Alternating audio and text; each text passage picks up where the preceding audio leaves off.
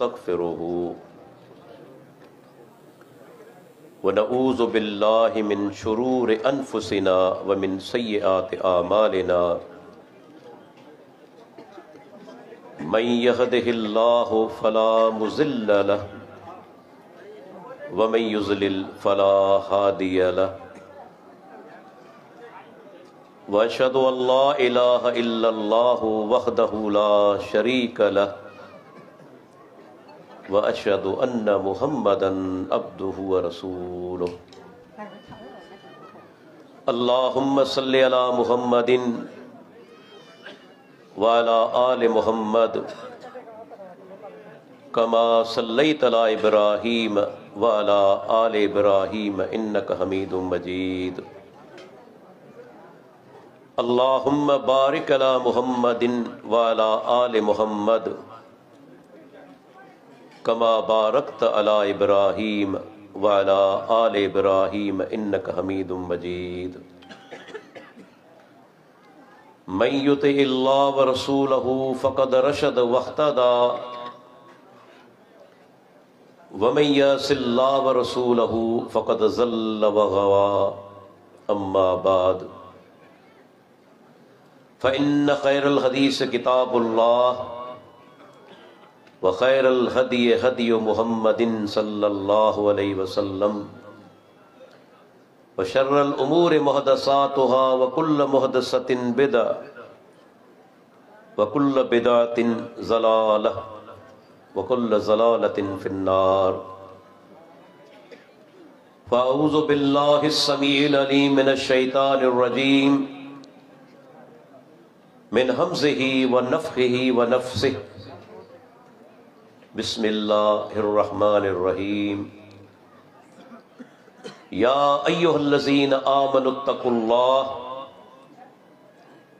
हक़्क़ तुक़ातिही वला तमूतुन्न इल्ला व अंतुम मुस्लिमून। रब्बिश्रह ली सदरी व यस्सिर ली अमरी वहलुल उक़दतम मिन लिसानी यफ़क़हू क़ौली। मुखाग में असांजी जमात जो एक बेहतरीन मुहक्किक आलिम फ़ज़ीलत शेख मौलाना मोहम्मद ख़ान तौहीदी हफ़िज़हुल्लाह ख़िताब करे चुका आहिनि ऐं मुंहिंजी तक़रीर खां पोइ असांजी जमात जो हिकु ॿियो नौजवान ऐं मुहक्किक आलिम ऐं ख़तीब हाफ़िज़ शबीर अहमद जमाली हफ़िज़हुल्लाह ऐं मौलाना ग़ुलामुल्लाह हरल साहिब भी ख़िताब करण फ़रमाईंदा। मुंहिंजी तक़रीर जो मौज़ू आहे मनहज अहले हदीस।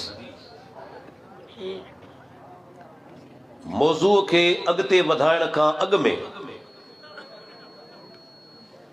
पहिरियां ई ज़रूरी आहे त ॿिन्ही लफ़्ज़नि जी माना कई वञे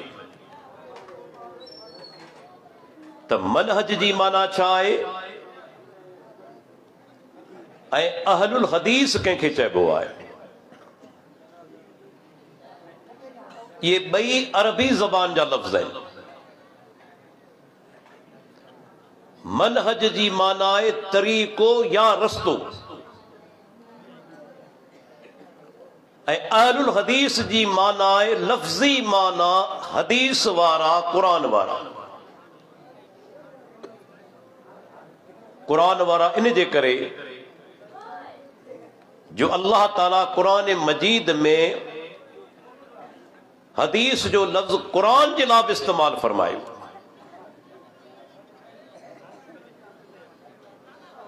त उन्हनि माण्हुनि जो रस्तो ऐं तरीक़ो जेके क़ुरान हदीस वारा आहिनि, जेके अहलुल हदीस आहिनि। इमाम अहमद बिन हंबल रहमतुल्लाह अलैह अज़ीम मुहद्दिस थी गुज़रियो आहे।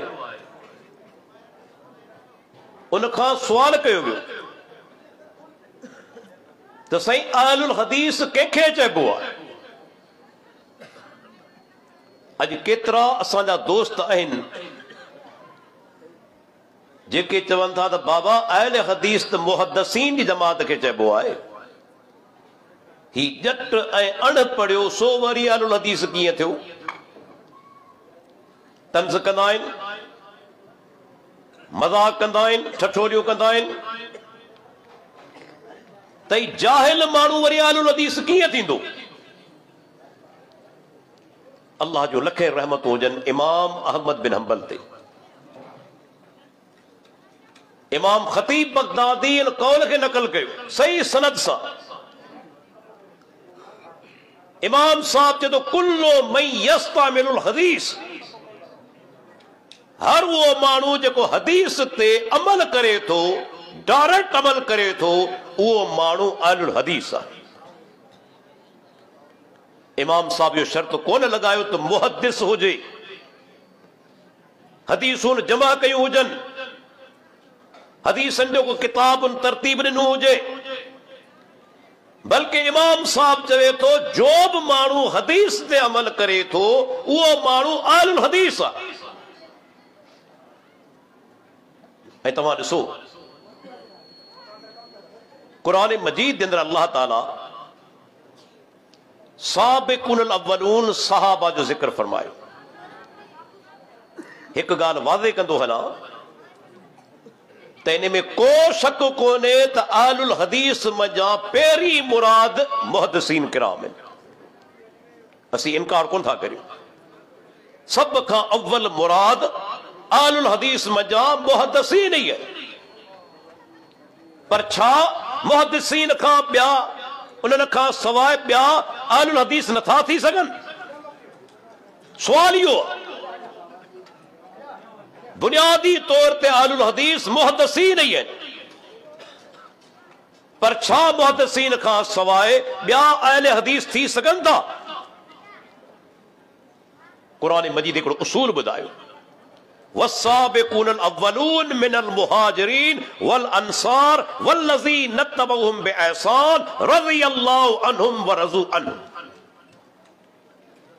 अल्लाह ताला फरमाए तो मुहाजिर सहाबा, अंसार सहाबा। मुहाजिरीन उहे जेके मक्के खां हिजरत करे मदीने आया, अंसार उहे जिन मुहाजिरीन जी मदद कई, नुसरत कई। अल्लाह ताला फरमाए तो इन्हनि मजा जिन इस्लाम आणण में अगराई कई, सबकत कई, पहिरीं ईमान उन्हनि कबूल कयो, अल्लाह उन्हनि खां राज़ी थी चुको, उहे अल्लाह खां राज़ी थी चुका। पर फरमायाई जिन इन्हनि जी पैरवी कई, अल्लाह उन्हनि खां बि राज़ी थी चुको, उहे अल्लाह खां राज़ी थी चुका। हाणे ते अल्लाह ताला सहाबा खां पोइ उन्हनि माण्हुनि जो ज़िक्र कयो जेके सहाबा जी पैरवी कनि था। क़यामत ॾींहं ताईं जेके माण्हू सहाबा जी पैरवी कंदा उहे इन कैटेगरी में शामिल आहिनि, इन बिशारत में शामिल आहिनि। अल्लाह ताला फरमाए थो अल्लाह उन्हनि खां राज़ी थी चुको आहे। क़ुरान खोलियो, अल्लाह यहूद नसारा खे अहलुल किताब चयो। किताब वारा पुछो मौलवी हज़रात खां, छा सब यहूदी आलिम हुआ? छा सब नसारा आलिम हुआ? जाहिल भी उन्हनि में हुआ, पर अल्लाह सभिनी खे अहलुल किताब चयो, अहलुल इंजील भी चयाई। तो याद रखो हर वो माण्हू जेको मुहद्दिसीन जे मसलक सां, मनहज सां मुतफ़िक़ आहे, उन तरीक़े ते हलण वारो आहे, भले अणपढ़ियो छो न हुजे, उहो माण्हू अहल हदीस जे अंदर शामिल आहे। वो अहलुल हदीस आहे। जो भी माण्हू हदीस ते अमल करे थो डायरेक्ट। इमाम वकी खां के माण्हू पुछियो सही अहले सुन्नत कंहिंखे चइबो आहे? अल्लाहु अकबर। आउं चवां थो इमाम वकी इन ई मसइले खे टोड़े छॾियो। उन्हनि माण्हुनि जे लाइ आईनू आहे इमाम साहब जो कौल, जेके अहले सुन्नत पंहिंजो पाण खे सॾराइनि था, पर प्यारे पैगंबर जूं हदीसूं पंहिंजे राय ऐं पंहिंजे अकुल जे ज़ोर ते रद्द कनि था। इमाम साहब जो कौल उन्हनि जे लाइ आईनू आहे। इमाम साहब चवे थो अहले सुन्नत केरु आहे? चवे तो मन तलब अल हदीस, जी हदीस जी तलब कई, कमा जा जी हदीस आई आहे, जी हदीसन जे किताबनि में हदीस मज़कूर आहे, उन तरीक़े सां हदीस तलब करे थो, उन ते अमल करे थो, उहो अहले सुन्नत आहे।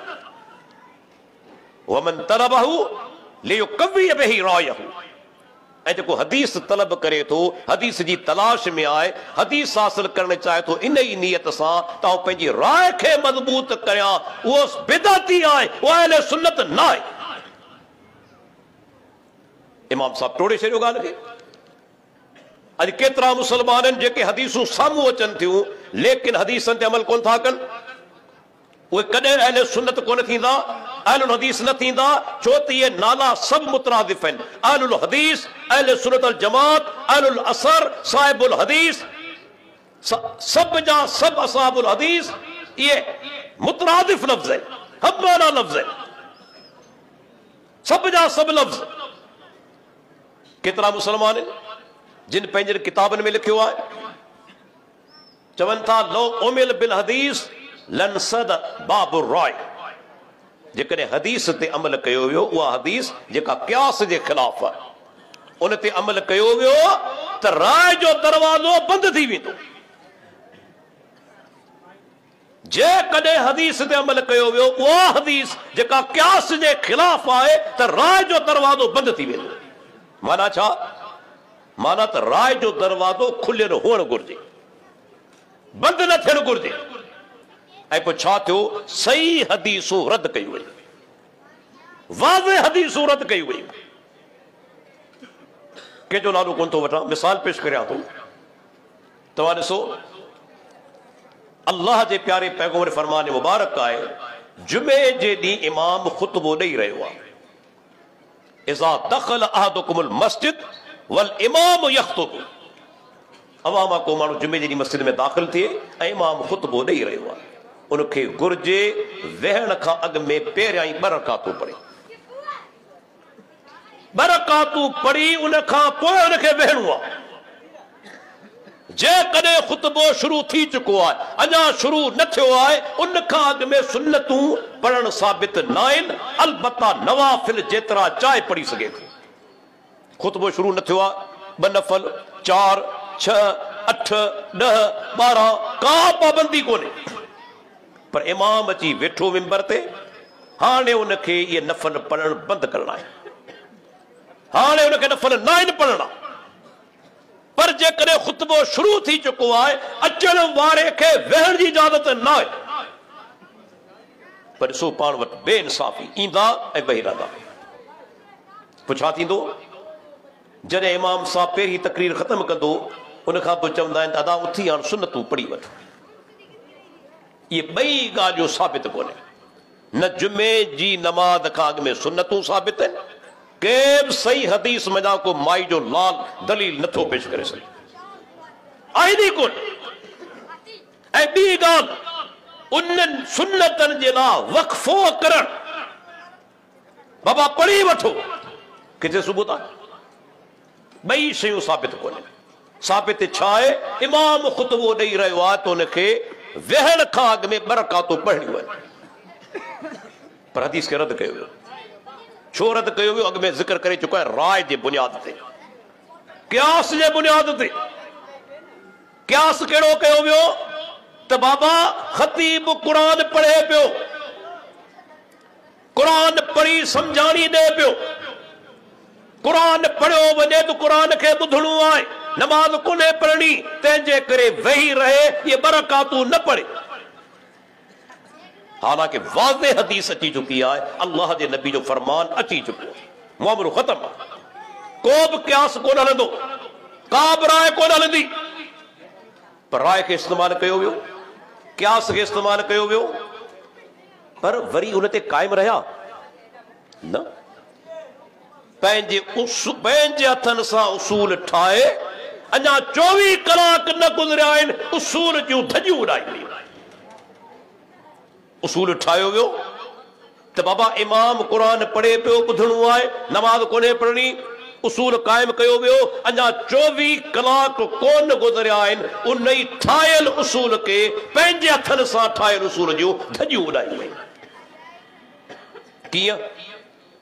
फजर जी नमाज़, इमाम साहब मुसल्ले ते बीठल आहे, नमाज़ हली रही आहे, इमाम किरत करे रहियो आहे, क़ुरान मजीद जी तिलावत करे रहियो आहे, ऐं पोयां तव्हांखे माण्हू सुन्नतूं पढ़ंदे नज़र ईंदा।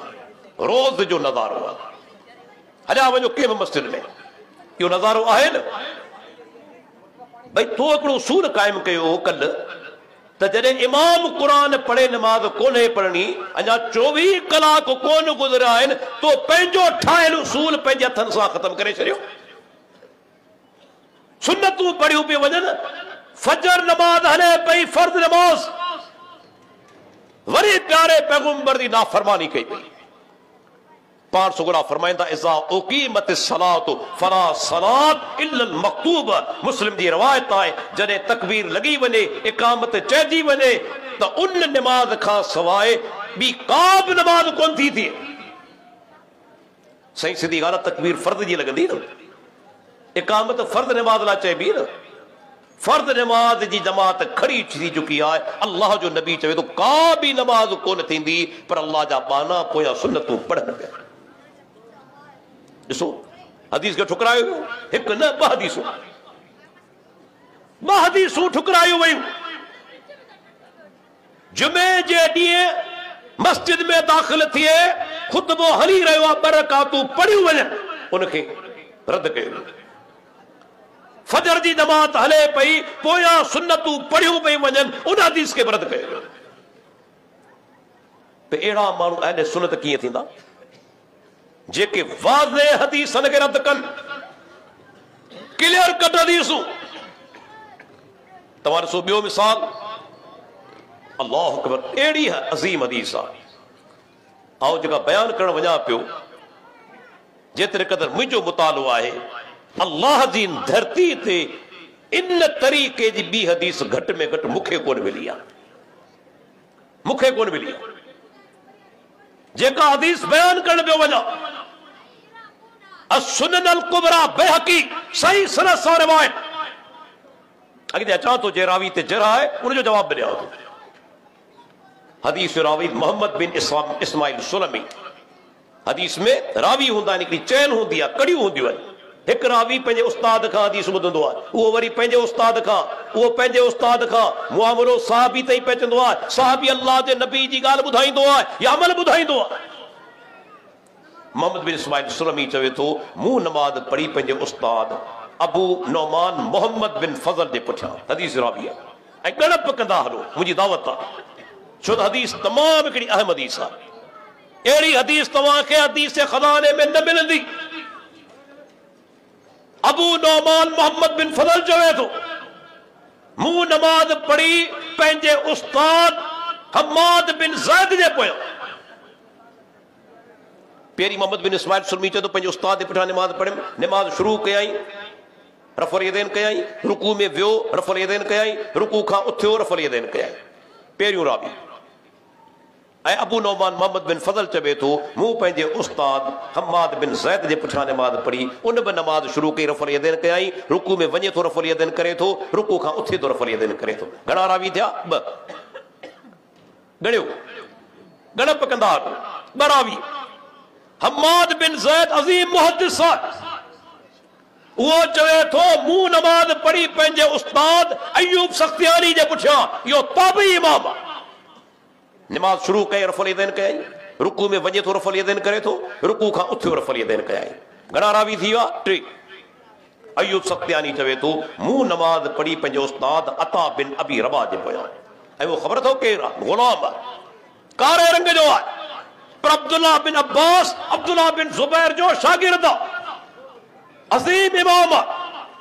इस्लाम में ज़ात पात कोन्हे, कारे रंग जो ग़ुलाम पर ॾिसो अल्लाह केॾो दर्जो अता कयो आहे इल्म जे करे।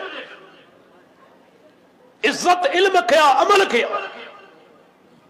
हीअ अता बिन अबी रबा उहो अज़ीम इमाम आहे जंहिंजे बारे में अचे थो, अब्दुल्ला बिन अब्बास रज़ी अल्लाह अन्हु मके आयो हज जे मौके ते माण्हू घेरो करे विया उन्हनि खे चयईं छा तव्हां जे दरमियान अता बिन अबी रबा मौजूद न आहे उन खां वञी पुछो न मसला माना एॾो अज़ीम इमाम अयूब सख्तियानी चवे तो मुझे उस्ताद नमाज शुरू कई रफ़ल यदैन कयाई रुकू में वियो रफ़ल यदैन कयाई रुकू खां उथियो रफ़ल यदैन कयाई घणा रावी थिया 4 हाणे अता बिन अबी रबा चवे तो मूं नमाज पढ़ी अब्दुल्ला बिन ज़ुबैर जे पोयां अब्दुल्ला बिन ज़ुबैर केरु आहे सहाबी रसूल आहे पर हिकु ॻाल्हि ॿुधाईंदो हलां अल्लाह जा बानो फितननि जो दौर आहे सहाबा जी अज़मत खे बयान करियो सहाबा जी सीरत पढ़ो माण्हुनि ताईं पहुचायो ताकि फितना ख़त्म थी वञनि जेके सहाबा जे ख़िलाफ़ उथिया आहिनि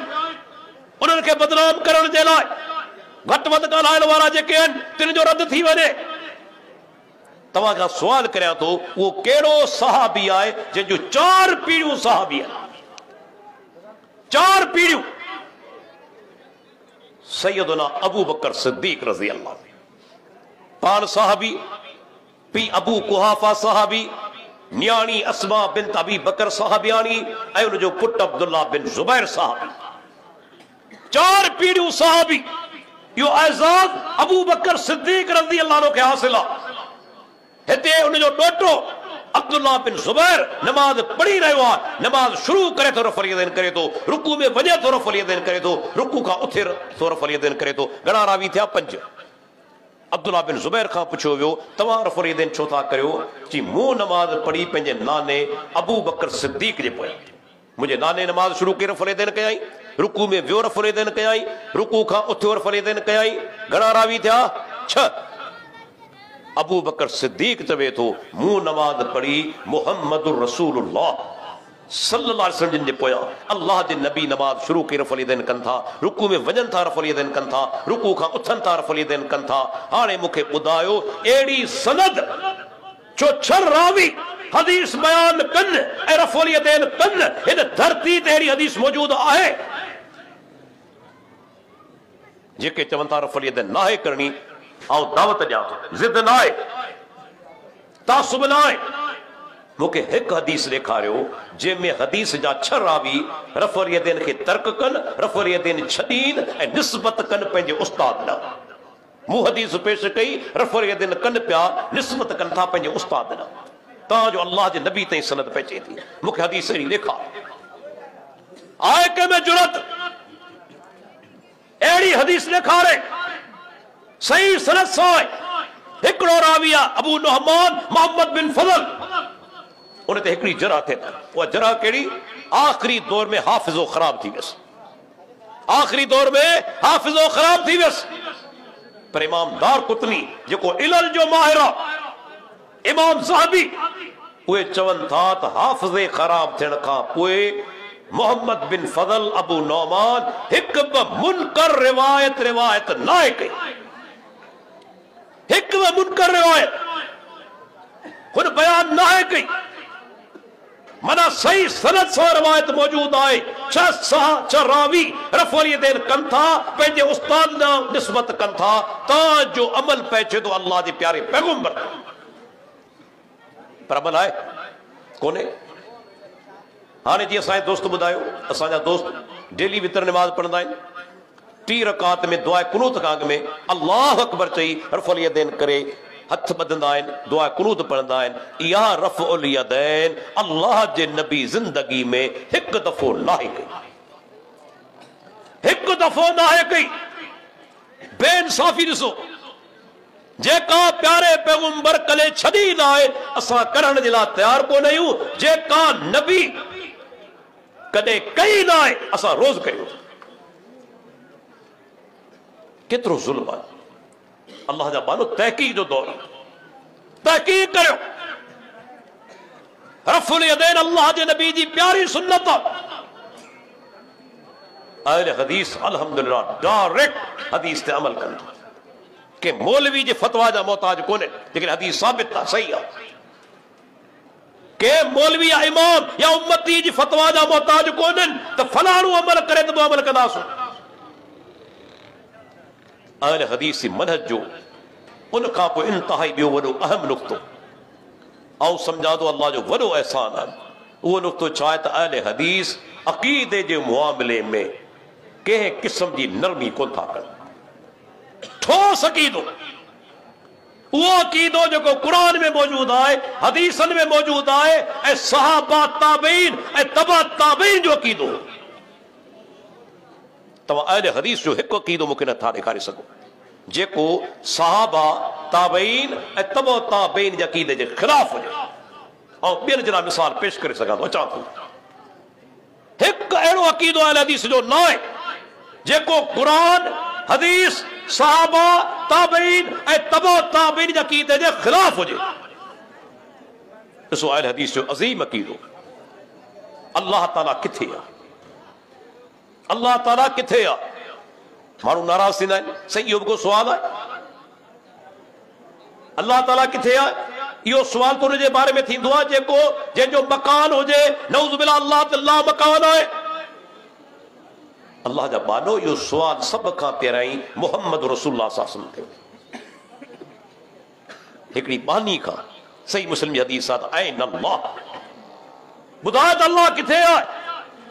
उन बानी छा चयो? अल्लाह फिस समा, अल्लाह मथे आहे, आसमान में आहे। तव्हां चओ था हर जगह ते मौजूद आहे। जॾहिं बानी चयो अल्लाह मथे आहे, पाण छोकिरा टोकी न चवना छा थी चवी? अल्लाह त हर जाइ ते आहे, तूं चवी थी मथे आहे। तव्हां खां सुवाल करणु चाहियां थो, ग़लति जवाब अचे नबी ख़ामोश रहंदो? कॾहिं बि न। मुहद्दिसीन जो उसूल आहे, पैगंबर जे साम्हूं को अमल कयो वञे, का ॻाल्हि कई वञे, पाण ख़ामोश रहनि, उहा शइ सुन्नत आहे, तक़रीरी सुन्नत आहे। औरत चयो अल्लाह मथे आहे, पाण टोकी न चवंदा ग़लति, अल्लाह हर जाइ ते आहे, पाण ख़ामोश रहिया, गोया मुतमइन थी विया। जवाब सही आहे। ॿियो सुवाल कनि था, मन अना, मूंखे सुञाणी थी, केरु आहियो? जी अंत रसूलुल्लाह, तव्हां अल्लाह जा रसूल आहियो। पाण सहाबी मुआविया खे चवंदा, या मुआविया तो आतिकहा फइन्नहा मोमिना, ऐं मुआविया हिन औरत खे आज़ाद करे छॾ, ही मोमिना औरत जेका रब खे मथे मञे थी, अर्श ते मुस्तवी मञे थी। ऐं हाणे मुंहिंजो चैलेंज आहे, अल्लाह तकबर खां बचाए, मूंखे हिकु सहाबी ॾेखारियो, ताबई ॾेखारियो, तबा ताबी ॾेखारियो, मुहद्दिस ॾेखारियो, इमाम ॾेखारियो, जे चयो हुजे अल्लाह ज़ात जे लिहाज़ खां हर जाइ ते मौजूद आहे। बदीन में वेठो आहे, टेलीफोन नंबर तव्हांखे मिली वेंदो। को हिकिड़ो आलिम हिकु हवालो पेश करे, हीअ हक़ जी ताक़त आहे। जेकॾहिं अहले हदीस बातिल तरीक़े ते हुजनि हा त पोइ सहाबा ताबईन तबा ताबईन असां सां गॾु कीअं हुजनि हा? सभु असां सां गॾु। को हिकु कोन थो चवे त अल्लाह ज़ात जे लिहाज़ खां हर जाइ ते मौजूद आहे। सभु जा सभु चवनि था अल्लाह अर्श ते मुस्तवी आहे। इन ते इजमाए सहाबा आहे, इजमाए सलफ आहे। बल्कि अहले हदीस जा हनफी आलिम इकरार कनि पिया। हवालो मौलाना अब्दुल लखनवी जो, मशहूर हिंदुस्तान जो हनफी आलिम थी गुज़रियो आहे। उनजो किताब आहे मजमूअतुल फतावा, मूं वटि मौजूद आहे। उनमें लिखे थो 58 नंबर सफ़े ते त इजमाए सलफ आहे। सलफ जे अंदरि सहाबा बि आहिनि, ताबईन बि आहिनि, तबा ताबईन बि आहिनि। इजमाए सलफ आहे त अल्लाह ताला जी ज़ात अर्श ते मुस्तवी आहे। हाणे ॾियो जवाब, अवां जो आलिम आहे, अहले हदीस कोन्हे, अहले हदीस न आहे। अवां जो आलिम चवे थो त इजमाए सलफ आहे, अल्लाह ताला अर्श ते मुस्तवी आहे। बल्कि ॿुधाईंदो हलां वॾो हवालो, इमाम अबू हनीफा रहमतुल्लाह अलैह, उनजो अक़ीदो छा हो? हिन शइ खे बयानु कयो वञे न, छो नथो बयानु कयो वञे? इमाम साहब जो अक़ीदो। इमाम साहब खे माण्हू पुछियो सही त अल्लाह ताला जे बारे में सुवाल कयई तो कुरान जी आयत आहे त अर्रहमान अलल अर्श इस्तवा, रहमान अर्श ते मुस्तवी आहे। इमाम साहब खान जे बारे में सुवाल कयई, सही जी माना छा आहे, मफ़हूम छा आहे?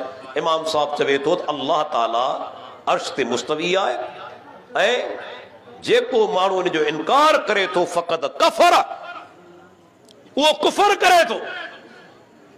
उन माण्हू वरी सवाल कयो, साईं उहो चवे थो अल्लाह अर्श ते मुस्तवी आहे, पर मूंखे ख़बर कोन्हे अर्श किथे आहे, अर्श हेठि आहे या मथे आहे। ऐं नुक़्तो हिकिड़ो यादि रखो, इहो अक़ीदे जो आहे, अल्लाह जी मख़लूक में सभ खां वॾी मख़लूक अर्श आहे। अल्लाह जी मख़लूक में सभ खां वॾी मख़लूक कहिड़ी आहे? अर्श। मख़लूक में सभ खां वॾी मख़लूक अर्श आहे। अल्लाह ताला उन अर्श ते मुस्तवी आहे, पर कहिड़े तरीक़े सां कैफ़ियत मालूम असांखे कोन्हे, न रब ॿुधाई, न अल्लाह जे नबी ॿुधाई, न असांजी अक़ुल असांजो पहुची सघे थो।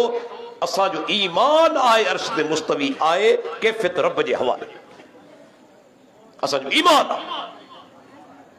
हाणे इमाम साहब खां सुवाल करे थो, साईं चवे थो अल्लाह अर्श ते मुस्तवी आहे, पर अर्श मथे आहे या हेठि आहे, मूंखे ख़बर कोन्हे।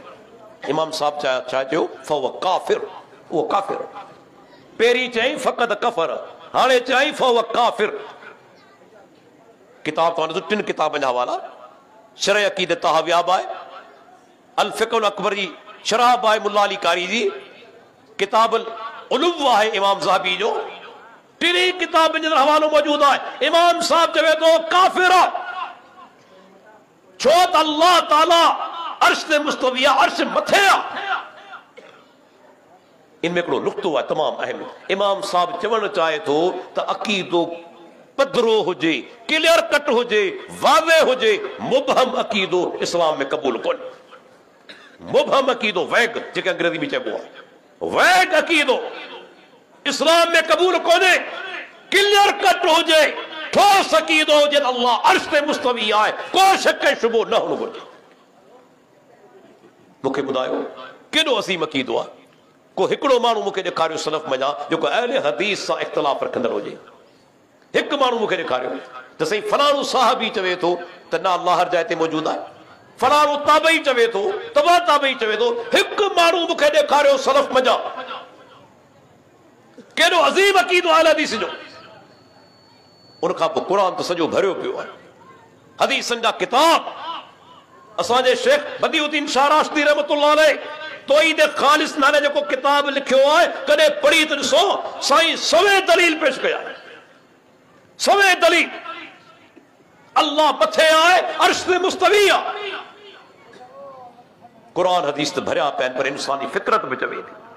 कॾहिं तव्हां सोचियो आहे, तव्हां ख़ुदि पंहिंजो पाण ते गौर करियो, जॾहिं अल्लाह खां तव्हां दुआ घुरंदा आहियो, तव्हां जूं अखियूं केॾां वेंदियूं आहिनि, हथ केॾां वेंदा आहिनि?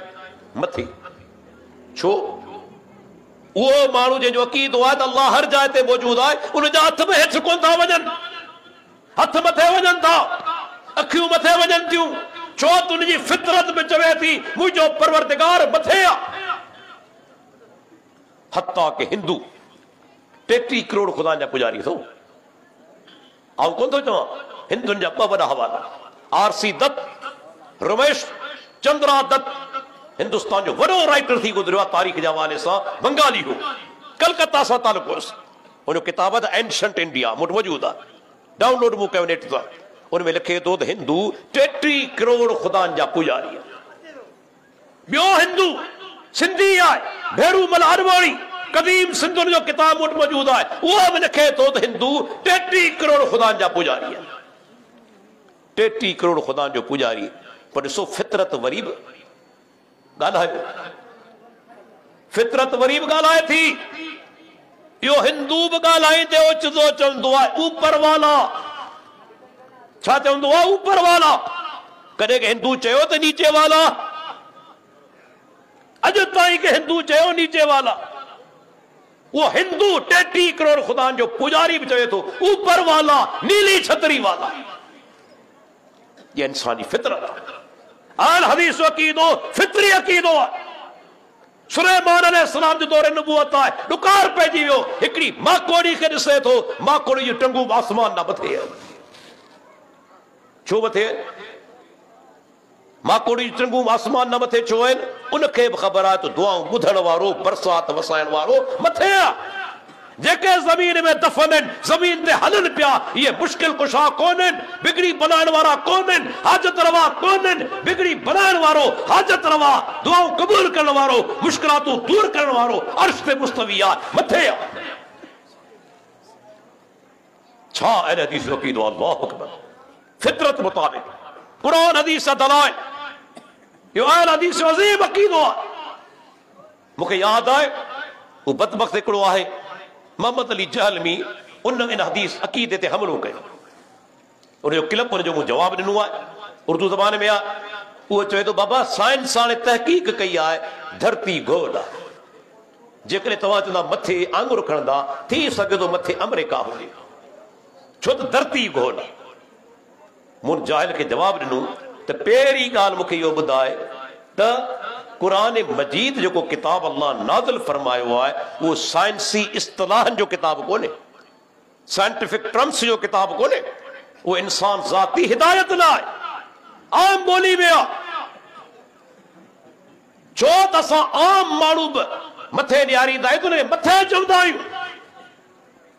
इन ई जालमी खां पुछो, तुंहिंजी ज़बान में जा बि लफ़्ज़ निकिता हूंदा त बाबा फलाणो माण्हू मथे रहे थो, ॾहीं मंज़िल ते, छो तो मथे चवीं? जॾहिं मथे आई का शइ कोन, छो थो चवीं त फलाणो मथे रहे थो? ॾहीं मंज़िल ते रहे थो, छो थो चवीं? इन जालमी बि चयो हूंदो ऐं मथे पियो वञा, छो लफ़्ज़ इस्तेमालु करी थो जॾहिं मथे आई कोन? अञा वरो दलील, पंहिंजी ज़बान सां चयो हूंदो केतिरा दफ़ा सिज फलाणे टाइम ते लहे थो, फलाणे टाइम ते उभरे थो, हालांकि साइंस चवे थी सिज लही कोन थो, लही कोन थो, मौजूद ही मौजूद आहे, पोइ छो थो चवी? अल्लाह जा बानो दीन इस्लाम उहे इस्तिलाहूं इस्तेमाल कयूं आहिनि जेके अवामुन नास खे सम्झ में अचनि। साइंस जो किताब कोन्हे, उहे लफ़्ज़ इस्तेमाल कया विया आहिनि जेके सभु माण्हू पंहिंजी रोज़मर्रा जी ज़िंदगी में इस्तेमाल कनि था। असीं सभु चऊं था मथे, हेठि, साॼो, खाॿो, सिज उभरे थो फलाणे टाइम ते, लहे थो। दुनिया जा सभु साइंसदान बि चवनि था फलाणे टाइम ते सिज लथो, फलाणे टाइम ते उभरंदो, छो त इहे लफ़्ज़ आमन कामन आहिनि, इस्तेमाल में अचनि था, इन जे लाइ इस्तेमाल करियूं था, साइंसी ॿोलीअ सां इस्तेमाल कोन था करियूं। अल्लाह ताला मथे, इन ई धरती गोल हुजण सां अतराफ़ मतरूक कोन थिया आहिनि, ॾिसूं ख़तम कोन थियूं आहिनि, ॾिसूं जेके आहिनि अतराफ़ ख़तम कोन थिया आहिनि, अॼु बि मौजूद आहिनि, मथे हेठि साॼे खाॿे अॻियां पुठियां, अतराफ़ ख़तम कोन थिया आहिनि। दोस्तो, उन खां पोइ अहले हदीस जो ॿियो वॾो अज़ीम अक़ीदो, अहले हदीस जे नज़दीक पैरवी जो हक़दार केरु आहे? उहा शख्सियत जंहिंजी पैरवी हर सूरत में करणी आहे, उहो केरु? यादि रखो, आलिम हुजे, सहाबी हुजे, इमाम हुजे, उन्हनि जी पैरवी मशरूत आहे, शर्त सां लाॻापियल आहे, कुरान हदीस मुताबिक हूंदी पैरवी कंदासूं, कुरान हदीस जे ख़िलाफ़ आहे कोन कंदासूं। लेकिन हिकु शख्सियत अहिड़ी आहे जंहिंजी पैरवी गैर मशरूत आहे, अनकंडीशनल आहे, हर सूरत में करणी आहे, उहो केरु आहे? मोहम्मद रसूलुल्लाह सल्लल्लाहु अलैहि वसल्लम। तव्हां ॾिसो इमाम सुफियान बिन उयैना छा चई, अज़ीम मुहद्दिस आहे, उहो चवे थो इन रसूलल्लाह सल्लल्लाहु अलैहि वसल्लम हुवल मीज़ानुल अकबर, अल्लाह जो नबी सभ खां वॾी मीज़ान आहे, सभ खां वॾो तराज़ू आहे, सभ खां वॾी साइमी आहे। फ़अलैहि तुरज़ुल अशिया, उन पैगंबर जे साम्हूं सभु शयूं पेश कयूं वेंदियूं, हर शइ हुनजे आॾो पेश कई वेंदी। पैगंबर जी सीरत तस्दीक करे थी, अमल कंदासूं, पैगंबर जी सीरत उनखे रद्द करे थी, अमल कोन कंदासूं। मलाइकनि मशहूर हदीस मां ॿुधी हूंदी, अल्लाह जो नबी सुतल आहे, आया हिकिड़ो मलाइक चवे थो हिन हस्ती जो मिसाल पेश कर, ॿियो चए थो मिसाल कीअं पेश करियां, ही त सुतल आहे। पहिरियों मलाइक चवे थो इन्नल ऐन नाइमतुन व क़ल्ब यक़ज़ान, मोहम्मद रसूलुल्लाह से अख खे निंड आहे पर दिल सुजाग आहे, मिसाल पेश कर। वो मिसाल पेश करे थो त हिकु बादशाह आहे जेको महल ठारायो, पोइ हिकिड़े माण्हू खे दावत ॾेई मोकिलियाई त शहर वारनि खे दावत ॾे, महल में अचनि, दावत में शरीक थियनि। ॿिए मलाइक चयो हाणे हिनखे भॼे बि ॾेखार, सम्झाए बि सही। पोइ जवाब ॾिनो त बादशाह मां मुराद अहकमुल हाकिमीन अल्लाह ताला जी ज़ात महल जन्नत जे हस्ती के दावत ॾेई माण्हुनि ॾांहुं रवानो कयाई वो अल्लाह जो आख़िरी ऐं प्यारो पैगंबर मोहम्मद रसूलुल्लाह। पोइ छा चयई? मन अता मुहम्मदन फ़क़त अताहू वन असा मुहम्मदन फ़क़त असल्लाह। जे मोहम्मद सल्लल्लाहु अलैहि वसल्लम इताअत कई उन यकीनन अल्लाह जी इताअत कई, जे प्यारे पैगंबर की नाफरमानी कई और यकीनन अल्लाह जी नाफरमानी कई। पर हदीस जो आखिरी जुमलो फैसला कुन जुमलो मुहम्मदुन फर्कुम बैनन नास। अल्लाह जो नबी दुनिया के सभिनी इंसानन में फर्क करण वारी जेकॾहिं शख्सियत आहे त अल्लाह जो प्यारो पैगंबर मोहम्मद रसूलुल्लाह सल्लल्लाहु अलैहि वसल्लम। दुनिया के सभिनी माण्हुनि में सच ते केर आहे, कूड़ ते केर, सुन्नत ते केर आहे, बिदअत ते केर, तौहीद ते केर आहे, शिरक ते केर, हक ते केर आहे, बातिल ते केर, फैसलो केर कंदो? मोहम्मद रसूलुल्लाह सल्लल्लाहु अलैहि वसल्लम। हदीस अज़ीम शख्सियत जा पैरोकार असांजे नज़दीक जॾहिं अल्लाह जे नबी जो फरमान अची वञे उनजे मुक़ाबले में कंहिंजी ॻाल्हि कोन हलंदी, चाहे सहाबी हुजे, चाहे इमाम हुजे, चाहे मुफ्ती हुजे। जेकॾहिं उनजी ॻाल्हि प्यारे पैगंबर जे फरमान जे ख़िलाफ़ आहे उनखे छॾियो वेंदो, अल्लाह जे नबी जे फरमान खे न छॾियो वेंदो। क़ुरान नबी जे लाइ जेके लफ़्ज़ इस्तेमाल कयनि कॾहिं गौर त करियो, अरबी ज़बान जी अज़मत ॾिसो। अल्लाह ताला फरमाए कुल इन कुंतुम तुहिब्बून अल्लाह फत्तबिऊनी। पैगंबर तूं उन्हनि खे चओ जेकॾहिं अल्लाह सां मोहब्बत करियो था त मूं मोहम्मद रसूलुल्लाह जी इत्तबा करियो। इत्तबा जी माना छा आहे? किथां निकितो आहे इहो लफ़्ज़? अरबी ज़बान में ढगी जो नंढो फर उनखे तबीउन चइबो आहे। तव्हां ढगी जा फर ॾिठा आहिनि? असांजा थरिया दोस्त जॾहिं माल काए वेंदा आहिनि बरसाती सीज़न में, वरी बाद में माल काए ईंदा आहिनि, मूं केतिरा दफ़ा मुशाहिदो कयो आहे, केतिरा दफ़ा ढगी जो नंढो फर हमेशा मां जे पोयां हलंदो आहे। नोट कजो, कॾहिं अॻियां कोन हलंदो। इन में इशारो आहे त मोमिन खे घुर्जे अल्लाह जे प्यारे पैगंबर जे पोयां हले, पैगंबर जे कढ लॻी वञे, अल्लाह जे नबी खे न छॾे, अॻिते वधण जी कोशिश न करे। अल्लाह जे नबी जे पोयां हलंदा वञो, केॾांहुं वेंदा? अल्लाह ताला गारंटी ॾिनी इन्नका अला सिरातिम मुस्तकीम। ऐ मोहम्मद सल्लल्लाहु अलैहि वसल्लम बेशक तू सिरात मुस्तकीम ते गामज़न नहीं हली पियो। असीं दुआ पिया करूं या अल्लाह सिरात मुस्तकीम ते हला, पर अल्लाह फरमाए तो ऐ पैगंबर तू सिरात मुस्तकीम ते आही। हाणे जो भी माण्हू अल्लाह जे नबी जे पोयां हले थो सिरात मुस्तकीम ते आहे, ऐं सिरात मुस्तकीम जी पुॼाणी किथे आहे? जन्नत उनजो आख़िरी स्टेशन आहे। सिरात मुस्तकीम तव्हांखे पहचाईंदी जन्नत में। सरवान केर आहे, अॻवान केर आहे, अॻिते हलण वारो केर आहे? मोहम्मद रसूलुल्लाह सल्लल्लाहु अलैहि वसल्लम। हदीस चवंदा आहिनि अल्लाह जे नबी जो फरमान अची वञे मुक़ाबले में कंहिंजी ॻाल्हि कोन हलंदी। मूंखे ॿुधायो में कंहिंजी तौहीन आहे? असां कंहिंजी तौहीन कई? आऊं त हिकिड़ी ॻाल्हि करियां थो, दुनिया में माण्हू चइनि इमामनि जी तक़लीद कनि था। के इमाम जाफ़र सादिक जी बि कनि था, के इमाम अबू हनीफा जी, इमाम शाफ़ी जी, इमाम अहमद बिन हंबल जी, इमाम मालिक जी। पर अजीब ॻाल्हि आहे, हैरान थी वेंदो तव्हां के हिकु इमाम कोन चयो आहे त असांजी तक़लीद करियो ऐं असांजे पोयां हलो। पीर साहिब चवंदो हो न, मान न मान में तेरा मेहमान। जंहिं चयो कोन तुंहिंजे पोयां लॻा पिया, ऐं जंहिं चयो आहे त फत में उनी मुंहिंजी पैरवी करियो उनजे पोयां हलण लाइ तयारु कोन्हे। जंहिं चयो आहे मुंहिंजे पोयां हलो उनजे पोयां हलण जे लाइ तयारु कोन्हे। जिन कॾहिं चयो न आहे उनजे पोयां लॻा पिया। कहिड़े इमाम चयो आहे मुंहिंजो चैलेंज आहे? के इमाम चयो आहे त मुंहिंजी तक़लीद करियो ऐं मुंहिंजे पोयां हलो? क़यामत तेरी ताईं कंहिं में जुरत न आहे हिकु हवालो पेश करे। के इमाम कोन चयो आहे। बल्कि इमाम जी अज़मत ॾिसो, जॾहिं हदीस मिलंदी हुई त पंहिंजे कौल खां रुजू करे वठंदा हुआ, पंहिंजो कौल छॾे ॾींदा हुआ। इमाम मालिक रहमतुल्लाह अलैह अज़ीम मुहद्दिस आहे, वेठल आहे, सुनन कुबरा बैहक़ी। हिकिड़ो माण्हू हली आयो, साईं असांखे वुज़ू जो तरीक़ो सेखारियो। अॼु पाण वुज़ू कोन था करे सघूं, सुन्नत जे ख़िलाफ़। अल्लाह जे नबी फरमायो मन तवज़्ज़ह कमा उमिर व सल्ला कमा उमिर गुफ़िर लहू मा तक़द्दम मिन ज़म्बिह। पाण फरमाईंदा जंहिं मुंहिंजे हुक्म मुताबिक़ वुज़ू कयो ऐं मुंहिंजे हुक्म मुताबिक़ निमाज़ पढ़ियाई उनजा अॻियां सभु गुनाह माफ़ कया वञनि। शर्त कहिड़ो आहे? हुक्म मुंहिंजो हुजे, वुज़ू जो। पोइ असां ही कंध गर्दन जो मसा किथां आंदोसीं पोइ ही छा आहे ही किथां आयो ही वुज़ू जे दौरान ही तरीक़ो तव्हां आंदो किथां के हिक वटि दलील आहे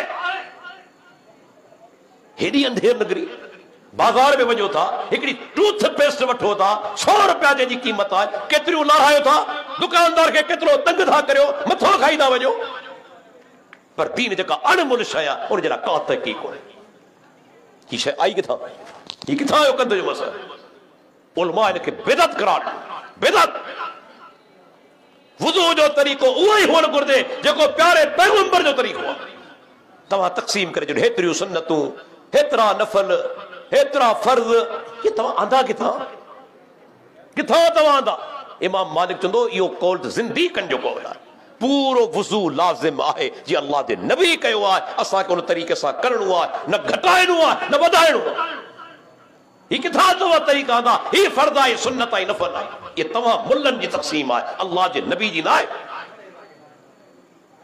अल्लाह जे प्यारे पैगंबर जी वुज़ू कयो सहाबा कंदा हुआ हत्ता के शाह वलीउल्लाह लिखे थो हुज्जतुल्लाह बालिगा जे अंदर त सहाबा अल्लाह जे नबी खे ॾिसंदा हुआ इहो कोन पुछंदा हुआ साईं हिन में फर्ज़ कहिड़ो नफ़ल कहिड़ो सुन्नत कहिड़ी जी पैगंबर खे ॾिसंदा हुआ साॻिए तरीक़े सां वुज़ू कंदा हुआ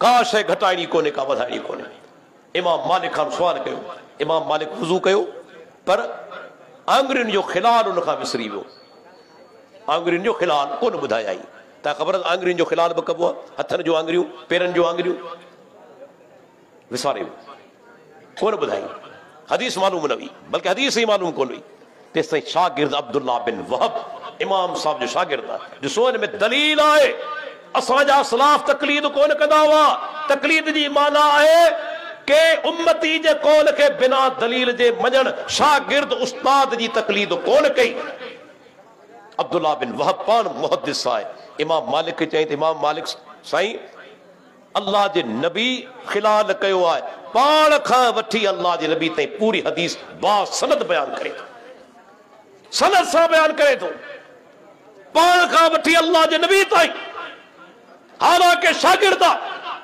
उस्ताद जी तकलीद कोन थो करे टोके थो ऐं नतीजो छा निकितो हू वज़ीम इंसान हो पाण वांगुर ज़िद्दी कोन हुआ मुतासिब कोन हुआ तकब्बुर करण वारा कोन हुआ इमाम मालिक खे हदीस पए थी रावी चवे थो उन खां पोइ जॾहिं बि इमाम मालिक खां वुज़ू जो तरीक़ो पुछियो वियो इमाम साहब खिलाल जो बयान ज़रूर कंदो हीअ असांजा सलाफ हीअ असांजा सलाफ इमाम अबू हनीफा जो कौल आहे त जेका शइ वक़्फ़ आहे उनजो विकिरो करे सघिजे थो वक़्फ़ सम्झो था न वक़्फ़ माना जी मस्जिद लाइ तव्हां प्लाट वक़्फ़ करे छॾियो मदरसे जे लाइ तव्हां प्लाट वक़्फ़ करे छॾियो उनजो शरई हुकुम छा आहे न उनजो विकिरो थींदो न तव्हां उनखे हिबा करे सघो था न कंहिंखे गिफ्ट में ॾेई सघो था न विरसे में मुंतक़िल उहा शइ थींदी जेका वक़्फ़ आहे न विकिरो न हिबा न विरसे में मुंतक़िल थींदी इमाम साहब जो कौल हो त विकिरो थी सघे थो हाणे शागिर्द कादी अबू यूसुफ इमाम मोहम्मद ॿिन्ही शागिर्दनि इमाम अबू हनीफा जी तकलीद कोन कई मज़ेदार ॻाल्हि ॿुधायां ॿिन्ही शागिर्दनि 2 मसलनि में इमाम साहब सां इख़्तिलाफ़ कयो आहे 2/3 2 सम्झो था सिंधी में 2 सिंधी में ईअं न जी 100 जा तक़रीबन 66 सैकड़ो इमाम साहब सां इख़्तिलाफ़ कयो अथनि 100 जा 66 सैकड़ो तक़रीबन 2/3 इख़्तिलाफ़ कयो आहे शागिर्दनि शागिर्द इमाम साहब जा मुक़ल्लिद कोन हुआ ही मोमिनो दलील आहे जॾहिं इमाम साहब जो कौल हदीस जे ख़िलाफ़ आयो कादी अबू यूसुफ छा चयो लौ बलग हाज़ल हदीस अबा हनीफा लरजा अन बैल वक़्फ़ जदो जेकॾहिं ही हदीस मुंहिंजो उस्ताद ताईं पहुची वञे हा मुंहिंजो उस्ताद अबू हनीफा ताईं पहुची वञे हा त मुंहिंजो उस्ताद पंहिंजी फतवा खां रुजू करे वठे हा ऐं चवे हा त वक़्फ़ जो विकिरो बि कोन थींदो पर हदीस न पहुती तंहिंजे करे मुंहिंजो उस्ताद ग़लती करे वेठो ही कहिड़ा दलील उहे माण्हू किथे उन्हनि कोन चयो आहे त असांजी तकलीद करियो हदीस खे छॾे ॾियो मूंखे ॿुधायो क़यामत तेरी वो माण्हू अल्लाह खे कहिड़ो जवाब ॾींदो? अल्लाह ताला जे साम्हूं कहिड़ो जवाब ॾींदो? कहिड़ो दलील? रब्बुल आलमीन चवे तो अतीउल्लाह व अतीउ रसूल व उलिल अम्रि मिनकुम। इताअत करियो अल्लाह जी, इताअत करियो अल्लाह जे रसूल जी। ऐं जेके हुक्मरान आलिम आहिनि, पर फर्क ॾिसो ऐं क़ुरान जी अज़मत ॾिसो, क़ुरान जी बलागत ॾिसो। जॾहिं अल्लाह जी इताअत जो ज़िक्र थियो चयईं अतीउ, इताअत कर अल्लाह जी करियो। पैगंबर जो नालो आयो अतीउ रसूल, पैगंबर जी इताअत करियो। पर जॾहिं आलिम जो वारो आयो अल्लाह अतीउ जो लफ़्ज़ इस्तेमाल कोन कयो। छो? रब वटि नऊज़ बिल्लाह लफ़्ज़नि जी खोट आहे, अस्तग़फिरुल्लाह, अल्लाह वटि अल्फाज़ जी खोट आहे न। माण्हू तसव्वुर बि नथो करे सघे, रब जी तौहीन आहे। पर अल्लाह हिकमत तहत त अल्लाह जी इताअत हर सूरत में थींदी, नबी जी इताअत हर सूरत में थींदी, पर आलिम जी इताअत हर सूरत में कोन थींदी। कुरान हदीस मुताबिक आहे इताअत कंदासूं, कुरान हदीस खिलाफ आहे इताअत न कंदासूं। यानी हदीस मसलक आहे। प्यारो पैगंबर हिन धरती ते माण्हुनि में फ़र्क़ करण वारी शख़्सियत आहे। अहल हदीस से नज़दीक ऐं ऐलान कंदो हला, अल्लाह जो कसम समूरी दुनिया हिक तरफ़ थी वञे ऐं अल्लाह जो प्यारो पैगंबर हिन तरफ़ हुजे, असां सभिनी खे छॾे ॾींदासूं, पर प्यारे पैगंबर खे कोन छॾींदासूं। अहल हदीस मनहज, टियों नुक़्तो अहल हदीस जे मनहज जे हवाले सां ॿुधाईंदो हला। अहल हदीस सहाबा सां मोहबत कनि था, अहले बैत सां बि मोहबत कनि था। ॿिन्ही सां। के माण्हू अहिड़ा आहिनि जेके सहाबा सां मोहबत कनि था, अहले बैत सां कोन था। के वरी अहले बैत सां कनि था, सहाबा सां कोन था कनि। लेकिन अहले हदीस ॿिन्ही सां मोहबत करे, ॿिन्ही सां। अहले बैत में शामिल केरु आहे इहो बि टोड़ींदा हलूं न। सैयदना अली बि आहे, सैयदना हसन बि आहे, हुसैन बि आहे, सैयदा फातिमा बि आहे, सैयदना अब्बास जो खानदान बि आहे, सैयदना जाफर बिन अबी तालिब जो खानदान बि आहे, सैयदना अकील बिन अबी तालिब जो खानदान बि आहे। पर यादि रखो अहले बैत में पहिरीं अल्लाह जे नबी जूं घर वारियूं आहिनि। के माण्हू मुनकिर आहिनि, पर क़ुरान रद्द करे छॾियो। अल्लाह अकबर। चवनि था त घर वारियूं अहले बैत में शामिल कोन्हे। क़ुरान खोलियो 73 नंबर आयत सूरह हूद जी, सूरह हूद जी 73 नंबर आयत। इब्राहिम अलैहिस्सलाम जी घरवारी सारा मौजूद आहे। मलाइका अचनि था ऐं पुट जी बिशारत ॾियनि था। पाण पोड़ी आहे ऐं संड बि आहे, औलाद ॼणण जे लाइक़ बि कोन्हे। जॾहिं बिशारत ॾियनि था त हुनखे हैरत थिए थी, पंहिंजे गिलनि ते धक हणे थी, हैरत विझो। मलाइका अताजबीन मिन अम्रिल्लाह। ऐं पैगंबर जी घरवारी, छा तव्हांखे हैरत थिए थी अल्लाह जे हुक्म ते? अवां ते रहमतूं हुजनि, बरकतूं हुजनि ऐं अहले बैत। मलाइका कंहिंखे अहले बैत चवनि था? इब्राहिम अलैहिस्सलाम जी घरवारी, पैगंबर जी घरवारी अहले बैत आहे। बल्कि सिंधी में तव्हांखे ॿुधाईंदो सादनि लफ़्ज़नि में, अहले बैती माना घर वारा। ऐं तव्हां खां पुछणु चाहियां थो, जॾहिं पाण घर वारनि जो लफ़्ज़ इस्तेमालु कंदा आहियूं, पहिरीं उन मां मुराद ज़ाल हूंदी आहे, औलाद पोइ। अदा मुंहिंजी घर वारी, ॾिसो पाण चवंदा आहिनि ज़ाल खे घर वारी, छो था चऊं घर वारी? ज़ाल पहिरीं आहे अहले बैत में, औलाद बाद में आहे।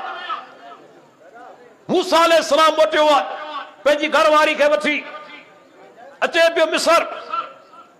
उते पंहिंजी अल्लाह ताला उते लफ़्ज़ इस्तेमालु कयो, हालांकि अकेली घरवारी आहे त पंहिंजे अहल खे चलाए, माना अकेली ज़ाल आहे, पर अल्लाह ताला ते अहल जो लफ़्ज़ इस्तेमालु कयो। अहले बैत जे अंदरि सभ खां पहिरीं घरवारी शामिल आहे।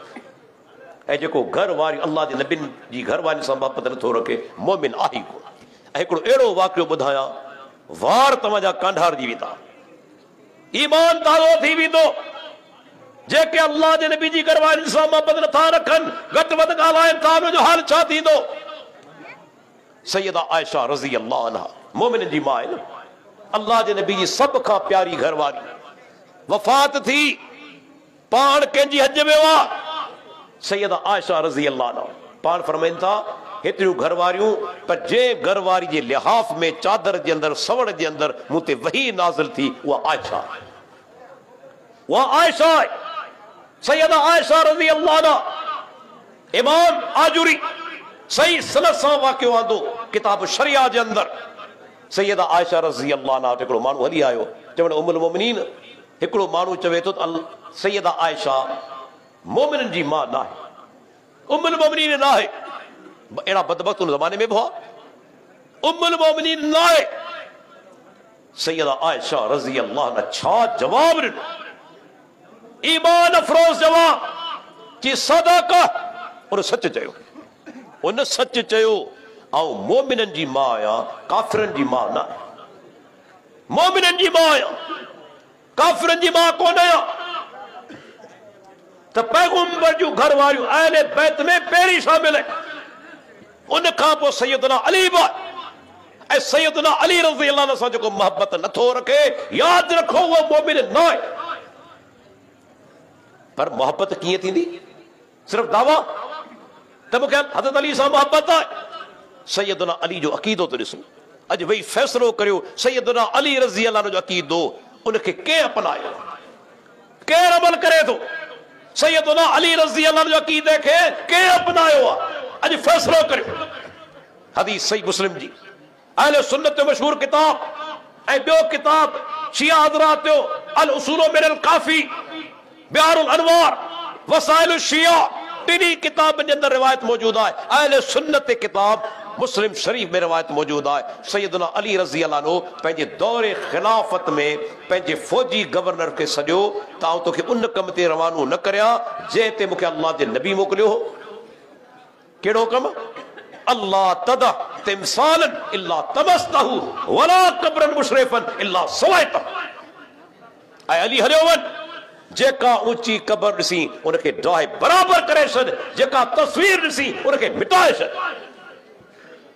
सही मुस्लिम अल उसूल मिनल काफ़ी वसाइल शिया बिहारुल अनवार ये सब किताब जी लाइब्रेरी में मौजूद है हाणे भाई फ़ैसिलो करियो सैयदना अली कंहिंजो हो कब्रनि खे ड्राइण वारा केर आहिनि असां आहियूं अल्हम्दुलिल्लाह रुगो इजाज़त ॾे पियो ख़बर वठो असां तव्हां विच में न अचिजो पोइ असां खां ख़बर वठो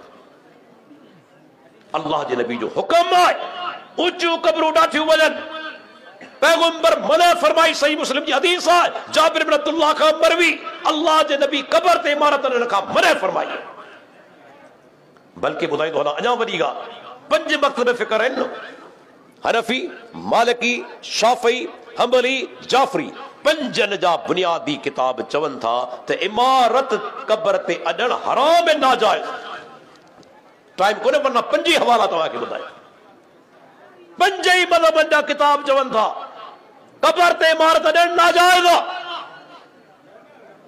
अॼु वेही सोचो इन तरीक़े खे कंहिं अपनायो अहले हदीस अपनायो अहले हदीस अहले बैत सां मोहबत रखनि था ऐं सहाबा सां यादि रखी छॾियो जेको सहाबा सां मोहबत नथो रखे अल्लाह जो कसम मोमिन थी सघे ई कोन सिर्फ़ु हिकिड़ो रुख़्तो तव्हांखे ॿुधायां ॻाल्हि सम्झ में अची वेंदी ही क़ुरान असांजे साम्हूं मौजूदु आहे हदीसूं मौजूदु आहिनि इहे कंहिं पहचायूं हिकिड़ी ॻाल्हि दिमाग़ में रुगो विहारियो क़ुरान कंहिं पहचायो हदीसूं कंहिं पहचायूं सहाबा खे हटाए छॾियो न क़ुरान पहचंदो न हदीसूं पहचंदो जेको तव्हांजी दिलनि में सहाबा जे बारे में नफ़रतूं पैदा करे थो मोमिन न आहे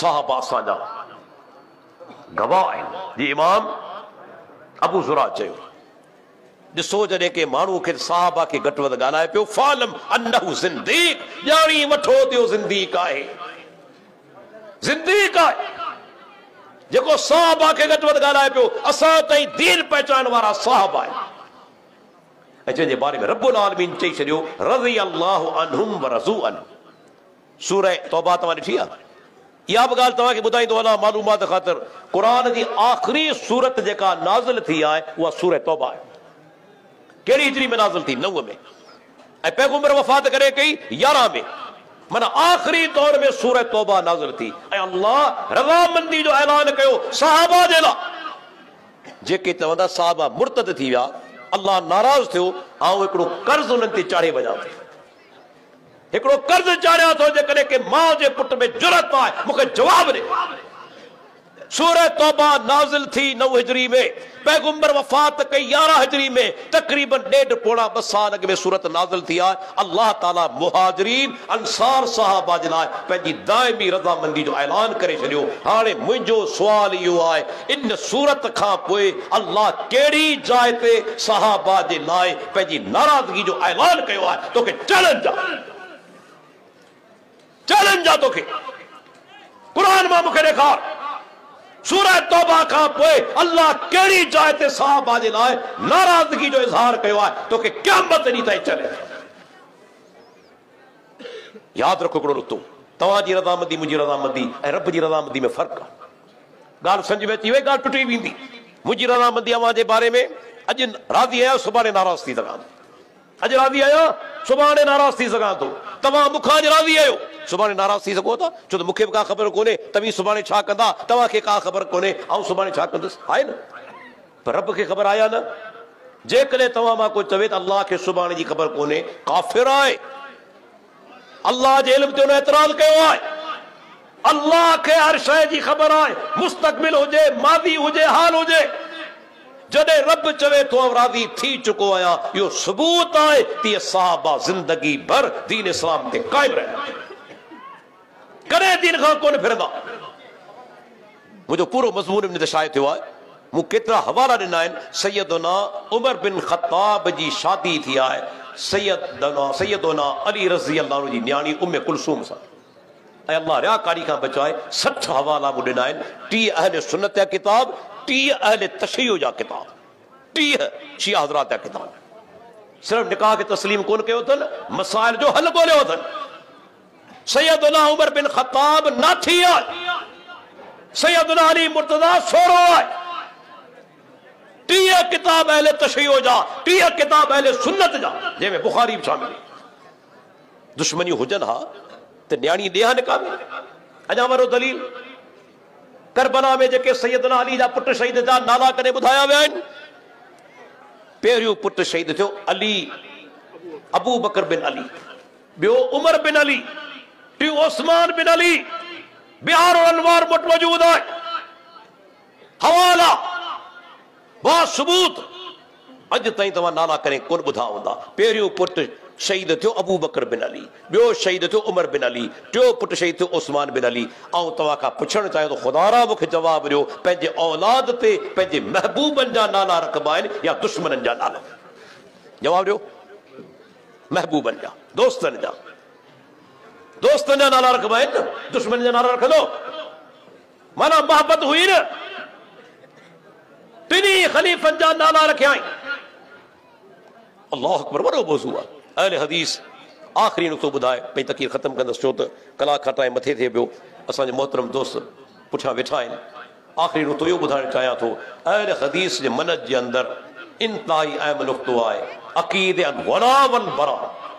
दोस्ती बि अल्लाह करणु, दुश्मनी बि अल्लाह करणु। मोहबत कभी अल्लाह करणु, दुश्मनी थींदी बि अल्लाह करणु। दुनिया जे लाइ न, दुनियावी मफ़ादनि जे लाइ न। इहो अहले हदीस जे अक़ीदे जो बुनियादी नुक़्तो आहे। अॼु असां विसारे चुका आहियूं। माफ़ कजो, अहले हदीस चवराइण वारा, सॾराइण वारा अॼु दुनियावी मफ़ाद असांजे साम्हूं। इलेक्शन जी लालच में वञूं था, कब्रनि ते चादरूं चाढ़े अचूं था, दरगाहनि ते चादरूं चाढ़े अचूं था। बाज़ औक़ात के बदनसीब उते नज़रो न्याद बि करे अचनि था, बिदअतूं बि करे अचनि था, छो त मूंखे वोट मिली वञे या को सियासतदान मूंखां राज़ी थी वञे। इहो अहले हदीस जो मनहज कोन्हे। अल्लाह जो कसम, सॼी दुनिया नाराज़ थी वञे, असांखे परवाह न आहे। असां चए थो असांजो रब असां खां राज़ी हुजे। सॼी दुनिया नाराज़ थी वञे, परवाह न आहे। न कंहिंजे हथ में रिज़्क़ आहे, न ज़िंदगी आहे, न मौत आहे, न इज़त आहे। अॼु असां हुनखे छॾे चुका आहियूं। असांजा असलाफ़ ॾिसो, ॿ मिसाल पेश करियां थो ऐं ॻाल्हि सम्झ में अची वेंदी। वॾो मौज़ू आहे पर हिते मुख़्तसर करियां थो। हिकिड़ो वाक़ियो तव्हांखे ॿुधायां थो त बिदअती जेके आहिनि, बिदअती माना सुन्नत जो दुश्मन, दीन में नओं कमु दाख़िल करण वारो, सवाब जी नियत सां जेको अल्लाह जे नबी नाहे कयो, सहाबा कोन्हे कयो, उहो बिदअती। असांजा असलाफ़ बिदअती खां केतिरी नफ़रत कंदा हुआ। इमाम यूनुस बिन उबैद 2 सदी हिजरी जो मुहद्दिस आहे, 139 हिजरी में वफ़ात करे थो। 139 हिजरी। वही सोचो केतिरो सहाबा जे दौर जे नज़दीक आहे। आख़िरी सहाबी 110 हिजरी में वफ़ात करे थो। 139 में यूनुस बिन उबैद उन ज़माने में मुअतज़िला फ़िरक़ो पैदा थी चुको जेके चवंदा त क़ुरान मख़लूक़ आहे, क़ुरान मख़लूक़ आहे, ॿिया बि गुमराह कुन क़ाइदो आहे। इमाम यूनुस बिन उबैद वेठो आहे, तेसिताईं हिकिड़ो माण्हू हली आयो जे साईं तव्हांजो पुटु अमर बिन उबैद जी मजलिस में वञे थो, उनजी गुफ़्तगू ॿुधे थो।